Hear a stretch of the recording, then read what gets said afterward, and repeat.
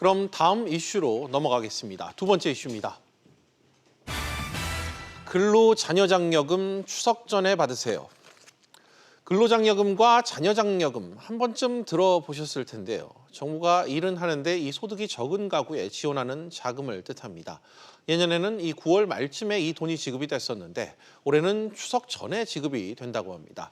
지급되는 돈만 무려 5조 원에 달한다고 하는데요. 취재 기자와 역시 짚어보겠습니다. 경제부 정인아 기자 나와 있습니다. 정 기자. 네. 지난 5월에 근로장려금과 이 자녀장려금 정기 신청이 좀 끝난 그런 상황인데 이때 신청한 대상자들에게 지급된 돈이 5조 원을 넘었다고요? 네, 그렇습니다. 국세청은 이번 주 금요일까지 총 473만 가구를 대상으로 근로 및 자녀장려금 지급을 완료하겠다고 밝혔는데요. 지급액은 총 약 5조 300억 원으로 장려금 제도가 도입된 이후 역대 최대 규모였습니다. 네. 지난해와 비교해 보면 지급액은 3배 가까이 늘었고 지급 가구 수는 1.8배가 증가했습니다.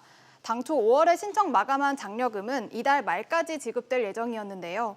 국세청은 추석 연휴를 앞두고 생활 자금에 보탬이 될 수 있도록 지급일을 이번 주 이내로 앞당기겠다고 밝혔습니다.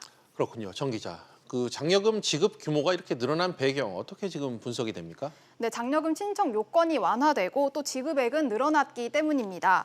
우선 지난해까지 단독 가구의 경우 30살 이상만 근로장려금을 신청할 수 있었는데요. 이 연령 제한이 올해부터 폐지됐습니다. 네. 국세청은 올해 새로 근로장려금을 받은 30살 미만인 단독 가구 수는 총 103만 가구이며 이들이 받은 근로장려금은 약 8,703억 원이라고 밝혔습니다.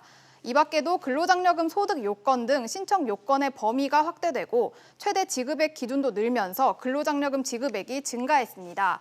또 자녀장려금의 경우 출산율 감소로 인해서 올해에는 지급 가구 수가 지난해보다 5만 가구 정도가 줄었는데요.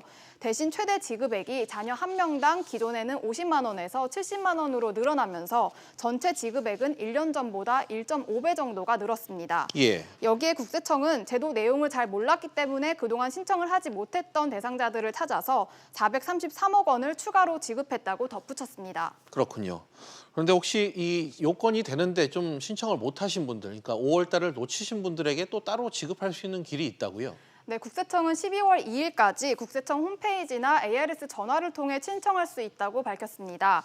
단 지금 신청할 경우에는 기존 신청 기간이 지났기 때문에 산정액의 90% 정도만 받을 수 있고요. 예. 또 이와는 별도로 올해부터 근로장려금이 반기별로 지급되기 때문에 이달 15일까지 상반기 소득분에 대한 근로장려금을 신청할 수 있습니다.